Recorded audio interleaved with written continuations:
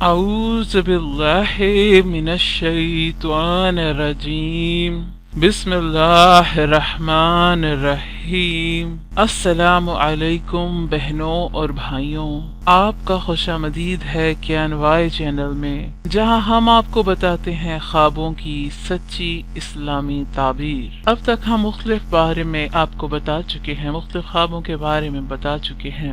آج کا جو ہمارا موضوع ہے وہ پخانے کے بارے میں ہے۔ حضرت ابن سیرین رحمۃ اللہ نے فرمایا ہے کہ اگر کوئی خواب کے اندر پخانہ بنائے، یعنی کہ پخانے والی جگہ بنائے یا غسل خانہ جسے کہتے ہیں وہ بنائے، تو اس کا مطلب ہے کہ وہ دنیا کے مال پر حرص کرے گا اور دنیاوی مال و دولت کی طرف راغب ہوگا اور مال سے کچھ خرچ نہ کرنا چاہے گا، یعنی بخیل ہوگا۔ بعض اہل تعبیر نے بتایا ہے کہ اگر کوئی خواب ایسے دیکھے کہ پخانہ دیکھا ہے تو اس کو کوئی حرام خور یا بددیانت بیوی ملے گی، یا ایسی بیوی ملے گی جو جادو جانتی ہوگی، جادوگر ہوگی، برے اعمال کرتی ہوگی۔ اگر پائخانہ میں اپنے آپ کو پخانہ کرتے ہوئے دیکھیں، یعنی کہ جائے پخانہ میں اپنے آپ کو پخانہ کرتے ہوئے دیکھیں، تو اس کا مطلب ہے کہ آپ دنیا کا مال جمع کریں گے۔ اس سے یہ ثابت ہوتا ہے کہ پخانہ دنیا کے مال اور حرص کو ظاہر کرتا ہے۔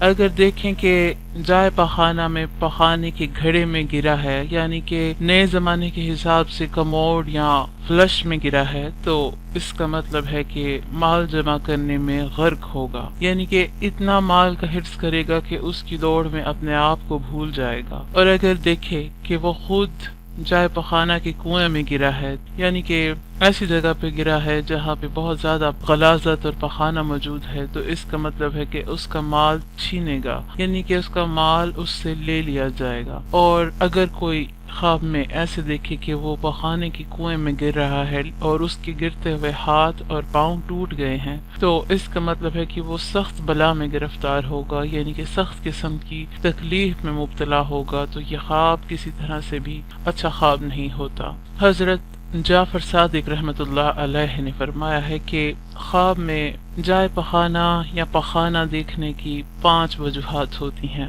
اول، مال حرام، یعنی ایسا مال جو غلط طریقے سے کمایا جائے یا جو اسلامی لحاظ سے غلط ذریعے سے حاصل کیا جائے۔ دوم ہے عیش دنیا، یعنی کہ دنیا کی عیش و عشرت میں کھو جانا یا دنیا پرستی میں لگ جانا، اس کو دوسری تعبیر سے منسوب کیا جاتا ہے۔ تیسری چیز ہے خزانہ، یعنی کہ خزانے کو بھی پخانہ سے مناسبت دی جاتی ہے کہ جس قدر پخانہ دیکھے تو اس قدر وہ مال یا خزانہ جمع کرے گا۔